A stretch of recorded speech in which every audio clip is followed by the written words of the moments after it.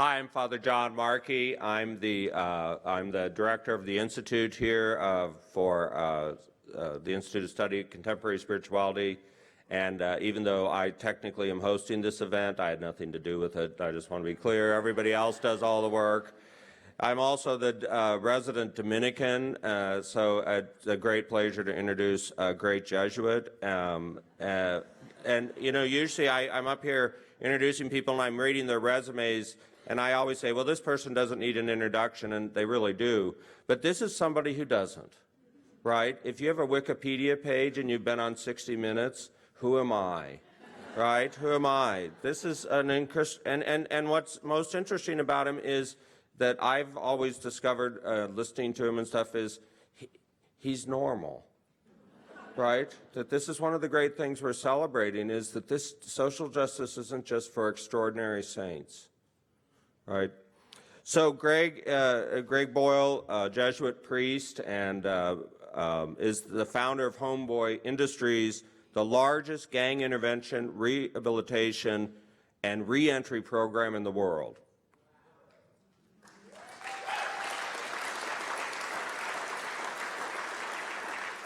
I think that he himself will talk about their tactics to some extent and their development, their history, but it's important to say that it emerged organically out of the context of the mass incarcerations and really the enforcement tactics and the criminal justice policies of suppression and mass incarceration that came to signify and be present in many major communities and cities throughout the U.S. Over the last 30 years. And so this radical approach that we would say that he began was to treat gang members first and foremost as human beings. And so in 1988, they started what would eventually become Homeboy Industries, which employs and trains former gang members in a range of social enterprises, as well as provides critical services to thousands of men and women who walk through its doors every year seeking a better life. Father Greg is the author of the 2010 New York Times bestseller, Tattoos on the Heart, The Power of Boundless Compassion, and his 2017 book is the Los Angeles Times best-selling Barking to the Choir, The Power of Radical Kinship. He's received innumerable awards. He's already in the California Hall of Fame, which I think puts you there with some fairly interesting people. The White House has named Father Boyle a champion of change, and my alma mater, the University of Notre Dame, gave him our highest medal, the Laetare Medal, in 2017, the oldest honor given in the United States to American Catholics. Again, someone who really doesn't need even all that introduction, Father Greg Boyle.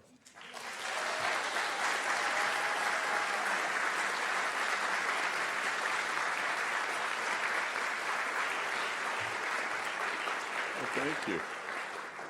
Thank you. It's gin, so thank you very much.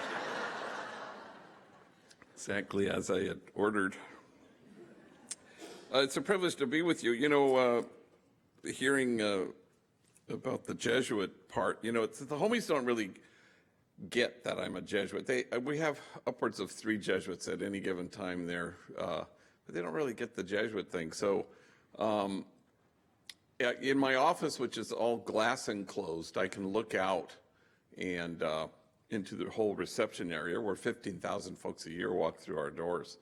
And so we always they have tours, like 5 or 6 tours a day, you know, from groups from all over the world. And so there was a group that just, you know, planted right in front of my office. And it was one of those observe our founder in his natural habitat moments. And so, and the tour guide was a homie named Gilbert, who, as the homies would say, has a loud ass voice, you know. And so he says, this is Father Greg Boyle, the founder of Homeboy Industries. He is a jujitsu priest. So from my office, I do, you know, I gave it my best shot. So here's my understanding. I have two times in front of you, and the first one is kind of maybe, I don't know, nuts and bolts. And then the second time I meet with you before lunch will be about kind of undergirding spirituality or theology. So that's kind of how I'm seeing this. Whether the organizers saw it that way or not, I don't know, but that's how I'm splitting this up. So, but first of all, we're all here because we have a vision of wanting the world to look differently, especially now. We really want it to look differently. We want it to reflect who we think our God is and what's God's dream come true. Mother Teresa diagnosed the world's ills correctly when she suggested that the problem in the world is that we've just forgotten that we belong to each other. So how do we stand against forgetting that? So you're here because you want to create something different. And what I think we want to create, of course, is a community of kinship such that God, in fact, might recognize it, where we obliterate once and for all the illusion that we are separate, that there is an us and a them.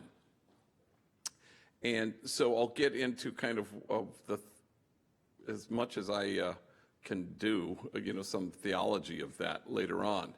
But Homeboy has always wanted to kind of, wants to be what the world is invited to become. We kind of want to be the front porch of the house everyone wants to live in. A place where we're joined together and we stand against forgetting that we belong to each other. So that's the vision. And the prophet Habakkuk writes, the vision still has its time, presses on to fulfillment, and it will not disappoint. And if it delays, wait for it. But we don't want to wait, con los brazos cruzados. We want to make things happen. And so I want to share some of the story of Homeboy. But in the end, it's about creating this place of tenderness and connection. So the homies have taught me so much over the last 35 years of walking with them. And but in the last few years, they've taught me how to text, and I'm really grateful to them because I find it sure beats the heck out of actually talking to people. And I'm pretty good at it, LOL and OMG and BTW. And the homies have taught me a new one, OHN, which apparently stands for, oh, hell no. And I've been using that quite a bit lately. I know I can't be alone in being vexed by this autocorrect thing. There was a homegirl named Bertha, a tough cookie, drug dealer, went to prison, gang member, worked for us for a time. One Sunday she texted me and she said, "Where are you at?" I said, "I am about to speak to a room full of monjas," meaning Spanish for nuns, sisters. And so I'm about to speak to a room full of monjas. I pushed send and autocorrect told her that I was about to speak to a room full of ninjas. Which she thought, was pretty interesting. And the homies, their hair is always on fire. Just, although we're a 2-hour difference from LA, it didn't stop them from saying, "Help, they're cutting off my lights and my car note," or whatever. And a homie texted me once that he just needed $100 to finish off his rent, and I didn't have it. So I simply wrote back, "Things are tight." And I pushed send, and autocorrect told him, "Thongs are tight." And he wrote me back, "Sorry to hear that."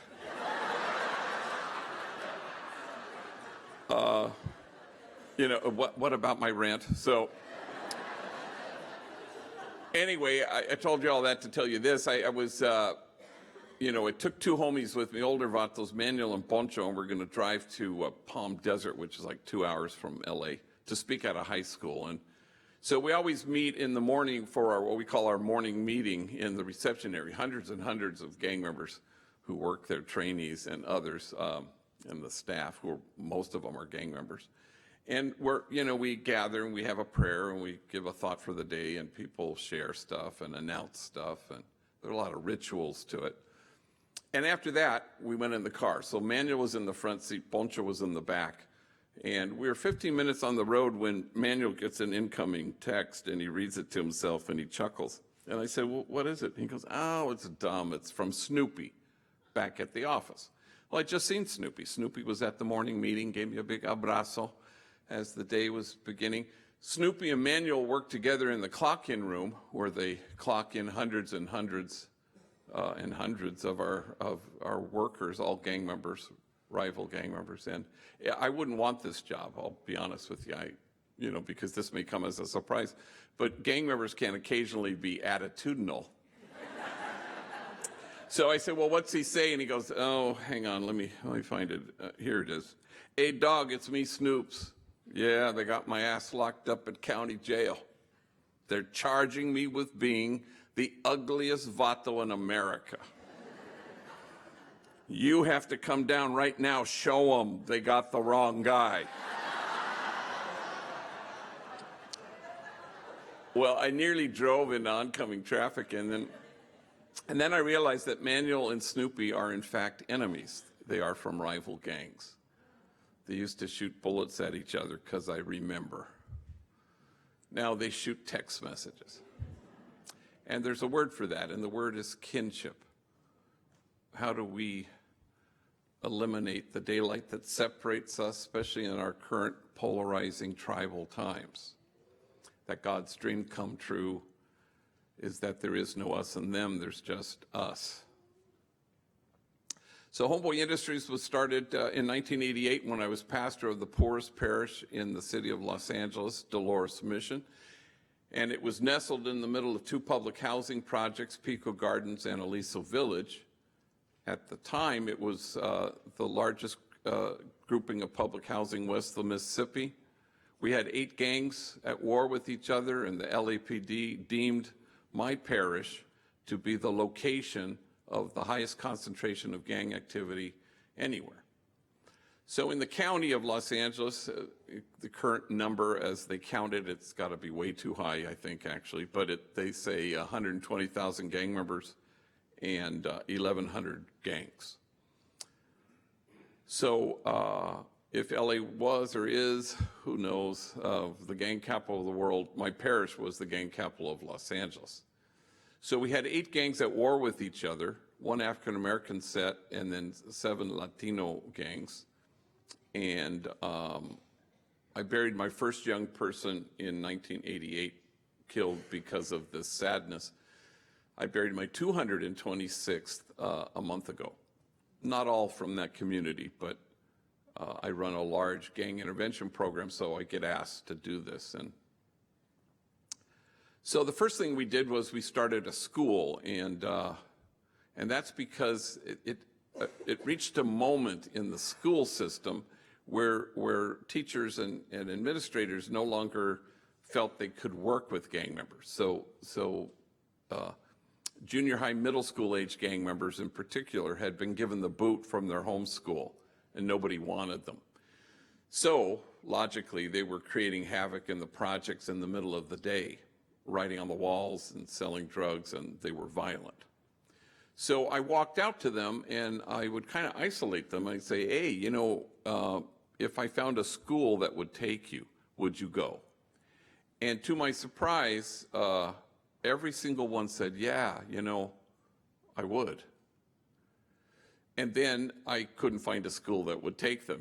That kind of forced my hand. So right across the street from the church is our elementary school, our parochial school, grades K to 8, occupying the first 2 floors of the building.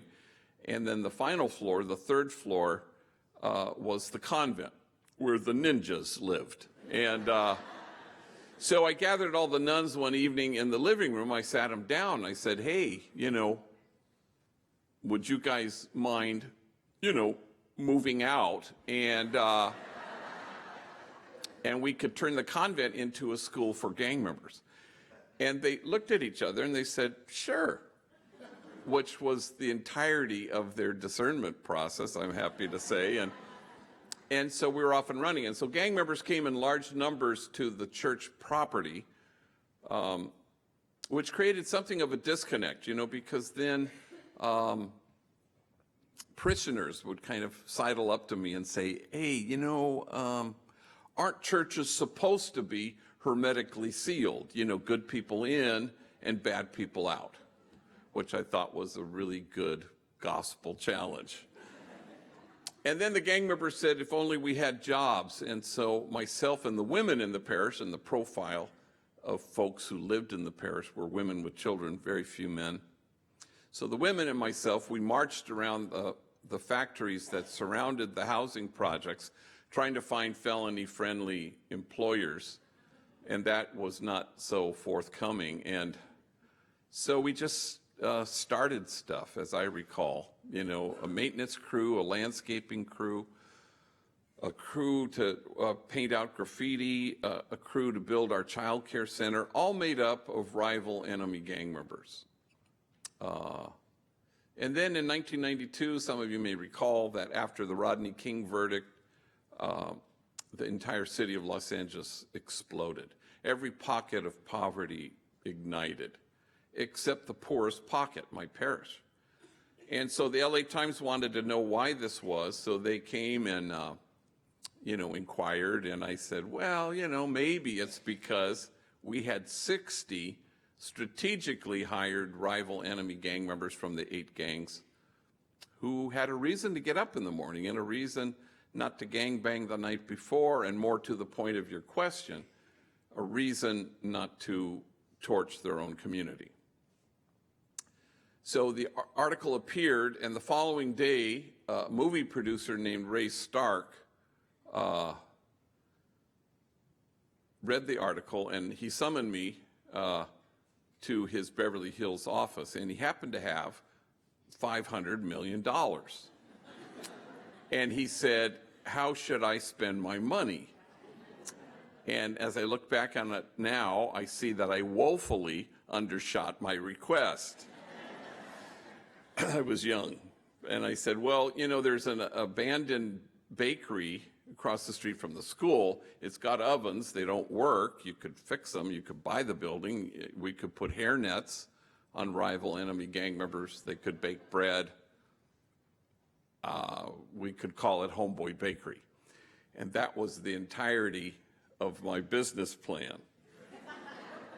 And he said, sure. So we opened this little place. Now, a month later, we started Homeboy Tortillas in the Grand Central Market. Once we had plural, we changed our name from what we had previously called ourselves, Jobs for a Future, to Homeboy Industries, as if there was any industry involved here. And not everything worked. I'll be the first to admit it. Homeboy Plumbing really was not hugely successful. Who knew? People didn't want gang members in their homes. I did not see that coming. Now, the kind of the historical context of Homeboy Bakery was it was the very first exit ramp. And so it was interesting, off this crazy, violent freeway, that, at those days, people were shaking their fist and Just Say No to Gangs, maybe, and Operation Hammer, which Police Chief Darrell Gates kind of wipe them out, lock them up, throw away the key. And so this was the first time you really had an exit ramp off this freeway. Prior to that, what does it mean if you don't have an exit ramp? It's not enough to tell kids, just say no to gangs. Society has to just say yes to them. But what did it mean not to have an exit ramp? Well, it compounded the despair of gang members, and then it increased the violence. But once you had an exit ramp, it was like relieving some kind of steam from a pressure cooker. It did something. Even if gang members weren't working at the bakery, it provided some kind of, imagining of what life could be. So it got a lot of attention, and so that was 92 when the bakery was born. And then in October of 99, it burned to the ground.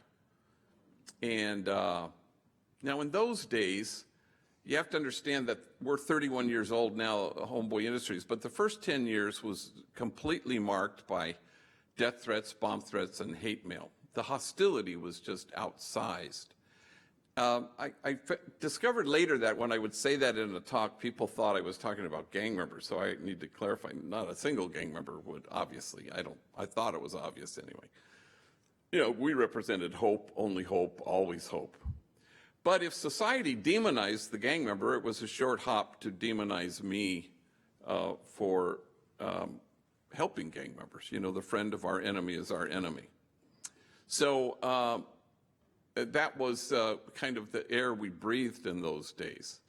So it was, and I would write an op-ed piece suggesting that gang members were human beings, and then we all, my staff, which was very small then, we would brace ourselves because the hate mail would really increase. And part of that had to do with, you know, you'd have law enforcement officials, you know, police and sheriff who would say, I'm a LAPD officer and I hate you, you're part of the problem, that kind of thing. So this was, you know, quite extensive. I remember there was Lisa, a homegirl from one of the gangs in the projects, and she had just gotten out of probation camp, and she was working at Homeboy Industries, and her desk was not far from mine, and she answers the phone very professionally. Homeboy Industries, how may I help you? Bring that bomb over here, motherfucker. That's correct, yes. That's correct, 1848 East 1st Street. I'm going, Lisa, what is that exactly? And, oh, it's some fool who wants to blow the place up. I go, how about God bless you and have a nice day? She's giving the Mad Bomber map quest, you know. So that was the climate in which the bakery burned down, you know. And I had just written another op-ed piece, kind of speaking against this wipe them out mentality of the chief at that time. And so the bakery burns down, and so we all suspected, you know, gosh, maybe somebody set this fire. So I can remember running to the bakery like 3 o'clock in the morning after getting the call, and I see the women from the parish, and they hug me, and they're crying, and they promise as the sun comes up, they'll have a venta de comida, you know, where they sell food. And I remember there was a homegirl named Lucero, 15 years old, tough cookie, and she hugged me, and she's sobbing, and she says, don't worry, G, we'll have a car wash, you know, which I'm sure will just put us over the top, you know. And I remember, you know, we all, there was a fire inspector, an old Irish-looking guy who came up to me and said, hey, you the owner? And I said, yeah, I guess, you know, and you got any reason to believe why somebody might have set this fire? No, you know, and you didn't have any disgruntled ex-employees, did you? I said, no, I think we're okay there because all the disgruntled ones are still working for me. And he didn't laugh. And then he confides in me. He says, you know this area where the bakery's located? And I said, yeah. He goes, well, it's known for hoodlums. Like this news might come as a surprise to me, you know. And I say, well, at Homeboy Industries, we only hire hoodlums, you know. And again, with the no laughing. And then he determined in a short order that it was natural causes. It was an old building, and the wiring inside the walls just sort of percolated, and the whole place imploded.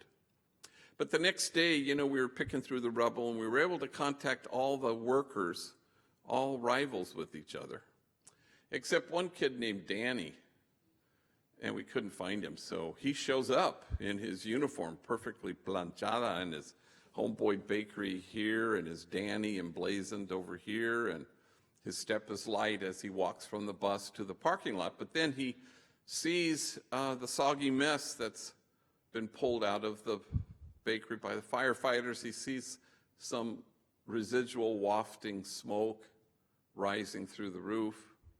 He sees his co-workers, enemies, rivals, kind of picking through the rubble. And he realizes what's happened, so he stops dead in his tracks and he holds his head in his hands and he just begins to sob. Because this was a whole lot more than a job. It was indeed his reason to get up in the morning, and indeed his reason not to gangbang the night before. So all we could do was surround him with love and the promise of rebuilding, and of course that's what we've done. And so we're in our 4th headquarters now, where our bakery is thriving. But, in those early days, along with the hostility that was so prevalent, was the attention that the bakery got.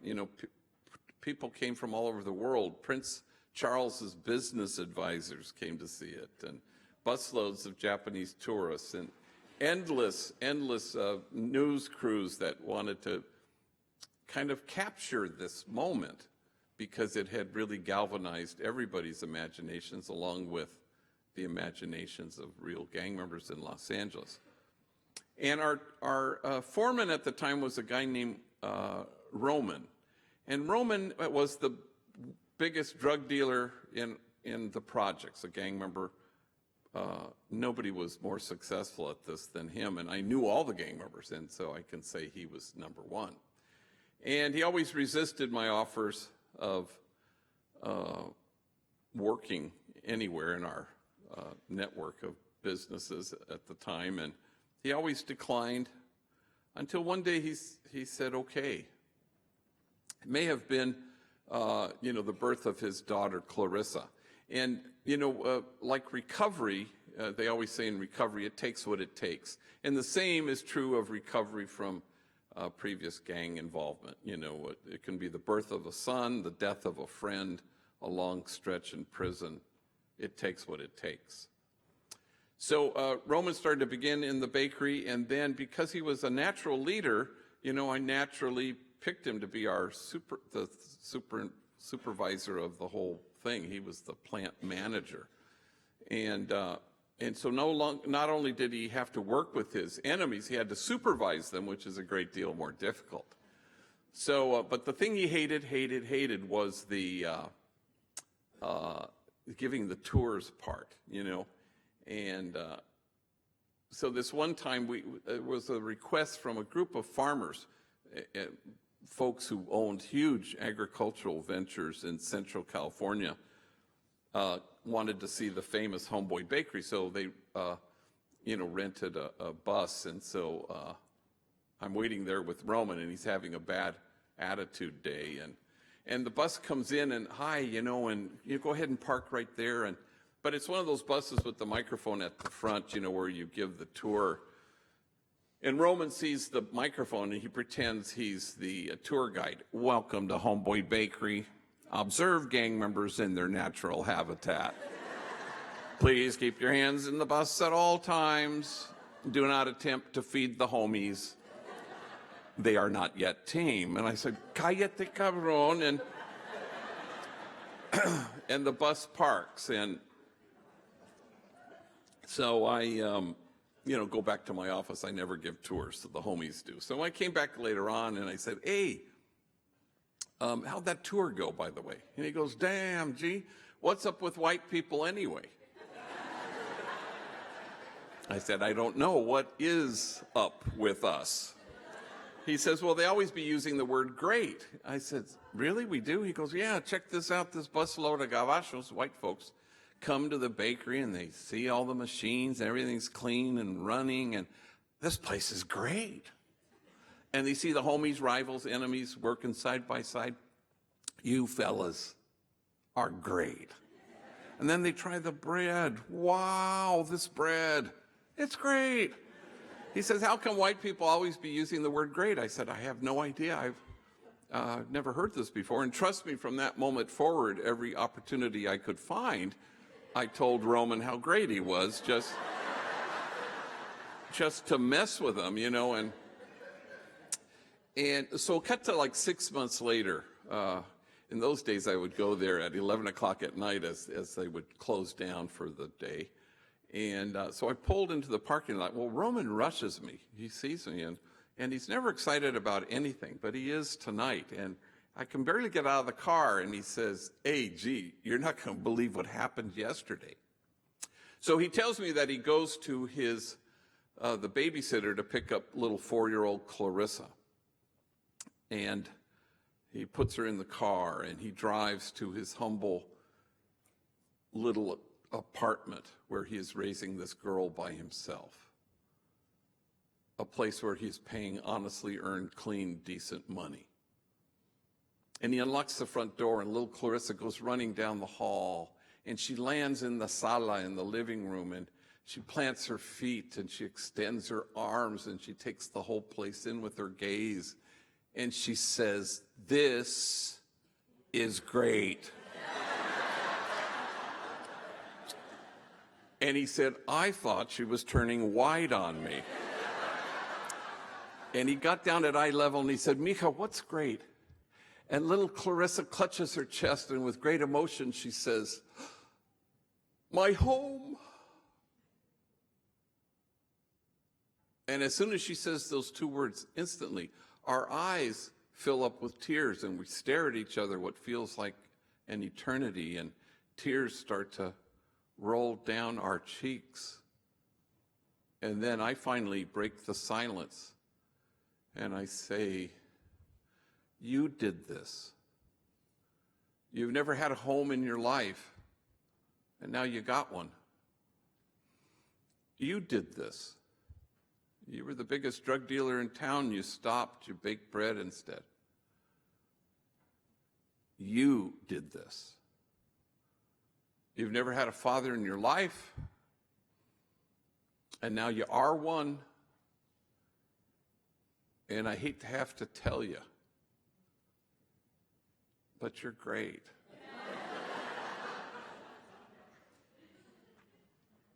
And I hate to have to tell you that the very first time I retrieved that story to tell it publicly was, in fact, at his funeral some 5 months later. He was packing the trunk of his car to go on a camping trip, and two guys came into what was not their neighborhood with their faces covered like with ski masks. And they see him and they must have said to themselves, "He'll do," and they executed him. The reason I told that story at his funeral was because of all the questions I got from all his friends and homies that spanned the course of his death to his burial. They kept asking me this question: what's the point of doing good if that can happen to you? And I thought it was a good question, and I thought it was worthy of an answer. So I stood in front of this packed church and I told that story, and I said, here's the point. That before he left us, Roman knew the truth of who he was, that he was exactly what God had in mind when God made him. And then he became that truth. He inhabited that truth. And no bullet can pierce it. No 4 prison walls can keep it out. And death can't touch it because it's huge. 15,000 folks a year walk through our doors currently at Homeboy Industries, trying to reimagine their lives. Though the first 15 years of our existence, it was all job-centric. Nothing stops a bullet like a job. That's what our T-shirt said. But for the last 15 years or so, it's been about healing. I said earlier that you're listening to homies, and the homies are saying, if only I had a job, and that's what you do if you listen. But once you know the homies, which changed for me, then you go, oh, it's not about a job. It's about healing.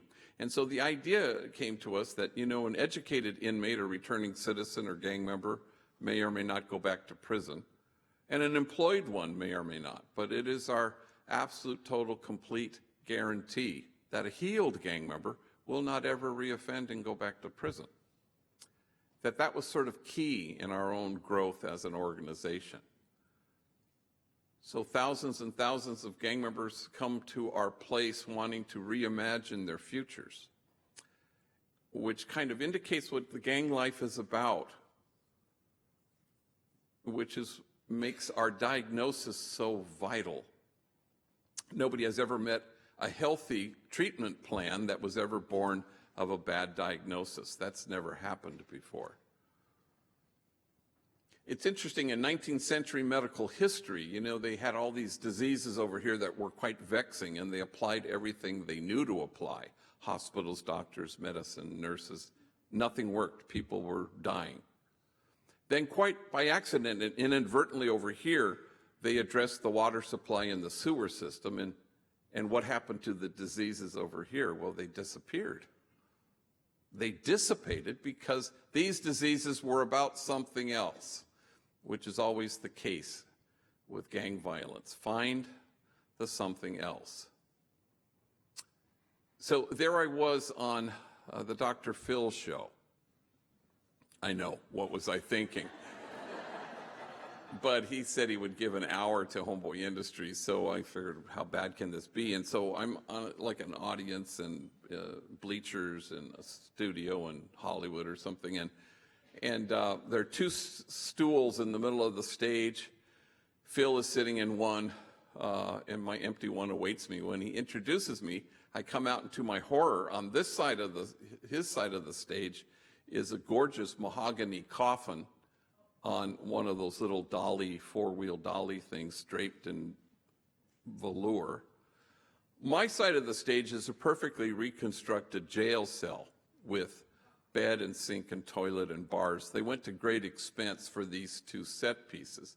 Well, you already know, where this is going. And so the producers flew out 3 young males, teenagers, African-American, a Latino, and a Caucasian kid, all who apparently were gravitating perilously close to some kind of gang involvement. They flew them out from various parts of the country with their very distraught single mothers. One by one, they'd bring them onto the stage, the kid and the mom, and Phil would figuratively kind of grab the kid by the lapels and say, "Don't you see where this choice is leading you?" Death, prison.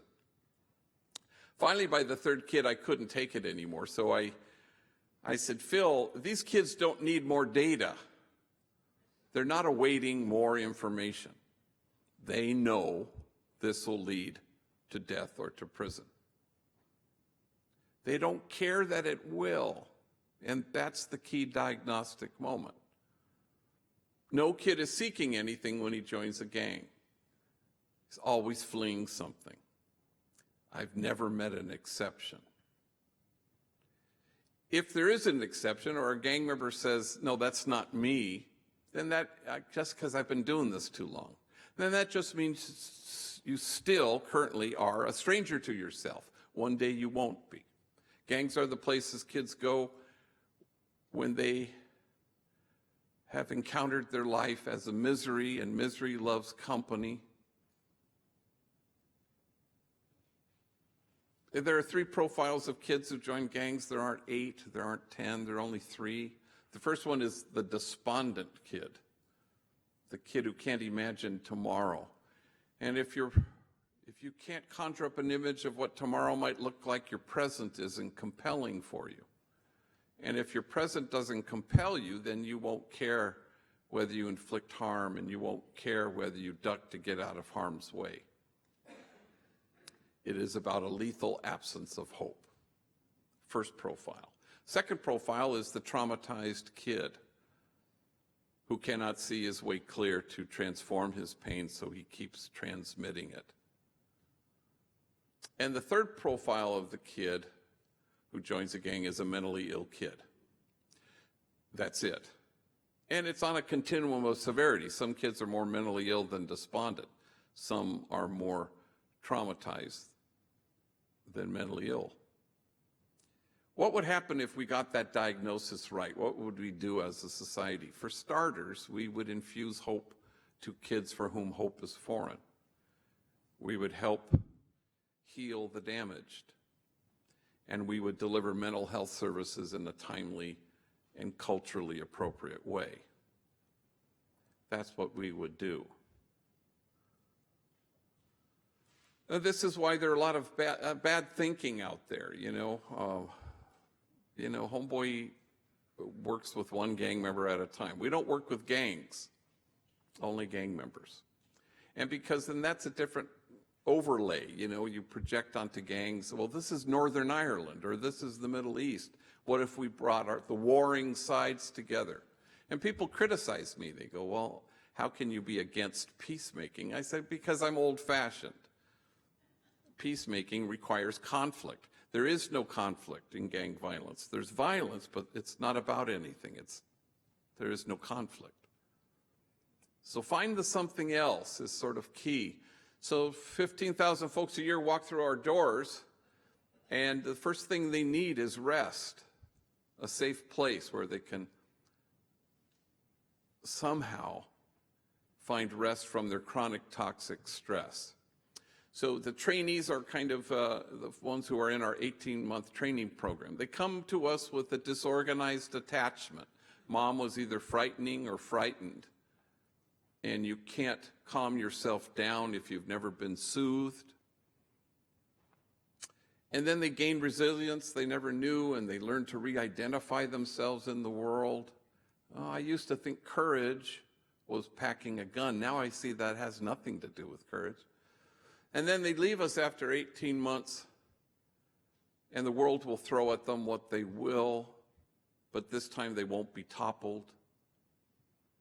We call it essential fundamental healing, recognizing that each one of us is going to, healing ends in the graveyard, but there's an essential piece that can happen if people fully surrender to it and cooperate. So then they seek Homeboy out as kind of a sanctuary, and then they become the sanctuary they sought, and then they go home and present that sanctuary to their kids, and for the first time, you've broken a cycle. So we have therapy. We have 4 paid therapists, but we have 47 volunteer therapists, including 2 psychiatrists, case management, navigation, 50 different classes from anger management to grief and loss to parenting, you name it, we have it. Free tattoo removal, no place on the planet Earth removes more tattoos than we do. We have a designated clinic with 3 laser machines, 1 paid physician assistant, and 43 volunteer doctors who come in. We're 9 to 5, Monday through Friday. And it was all started because of a guy named Frank, who I didn't know, and wandered into my office. And he was 2 days out of Corcoran State Prison. And he's sitting in front of my desk, and tattooed on his forehead, filling the whole space like a damn billboard with big block black letters, it says, "Fuck the world." And he looked at me and he said, "You know, I am having a hard time finding a job."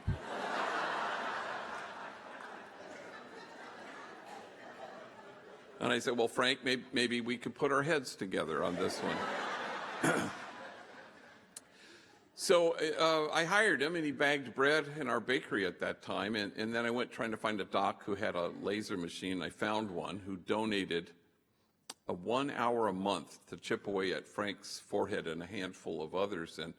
And before no time at all, we had a waiting list of nearly 3,000 gang members who wanted this same treatment, so we couldn't really stay with that arrangement. So, parentheses, Frank is a security guard at a movie studio in Hollywood, and there is no trace left of the angriest, dumbest thing he's ever done, proving once and for all that all of us are a whole lot more than the worst things we've ever done. All of us.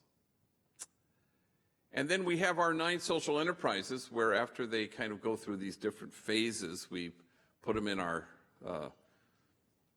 enterprises, and then after that we find gainful employment so that it's a seamless transition from being part of our 18 months into another job. Parentheses, we have a thing called Global Homeboy Network. We have 147 programs in the country modeled on Homeboy and 16 outside the country. And we gather every August for what we call the Gathering. We just had our 7th, I think. And it's because people would come to us from Wichita and say, can you airlift this Homeboy into Wichita? And we had to decide, do we want to become, the McDonald's of gang intervention programs, with over 5 billion gang members served. And we decided not to do that. So we said, well, we'll help you. We'll give you technical assistance so you can build from below. And so now we have this network. I was just in Glasgow giving a talk, and we have a partner there called Breakout Industries. They have a couple restaurants. And I was last week in San Diego for Rise Up Industries, and they have kind of a machine shop.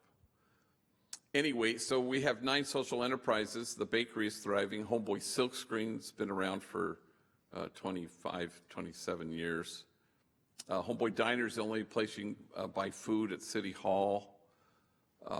We have a restaurant at Terminal 4, American Airlines, farmers markets. We have a thing called Homeboy Grocery, where we sell chips and salsas and guacamole on supermarkets on both coasts. Homeboy Recycling, where we recycle e-waste, which is really currently our most successful business. Homeboy Merchandise, where we sell our stuff. And Homegirl Cafe, where women with records, young ladies from rival gangs, waitresses with attitude will gladly take your order. And they cater. If you go there, you'll run into movie stars and elected officials. We had Vice President Joe Biden with only 2 hours notice when he was vice president. Had to have lunch at the Homegirl Cafe, so it was motorcade and selfies with Uncle Joe and Secret Service. But Jim Carrey and Jack Black and Forrest Whitaker, once famously, Diane Keaton came to have lunch there, and Oscar winner, big movie star, Godfather movies, Annie Hall. And her waitress is Glenda, and Glenda's a big girl, been there, done that, tattooed, felon, parolee, gang member. She has no idea who Diane Keaton is, and so she's taken her order, and Diane Keaton says, well, what do you recommend? And Glenda rattles off the 3 dishes she particularly likes, and then Diane Keaton says, well, I'll have that second one. That one sounds good, and then suddenly, for some reason, something dawns on Glenda. She looks at Diane Keaton. She says, wait a minute. I feel like I know you from somewhere, like maybe we've met. And Diane Keaton decides to deflect it humbly. Oh, gosh, I don't know. I suppose I have one of those faces that people think they've seen before, And then Glenda goes, no, now I know. We were locked up together.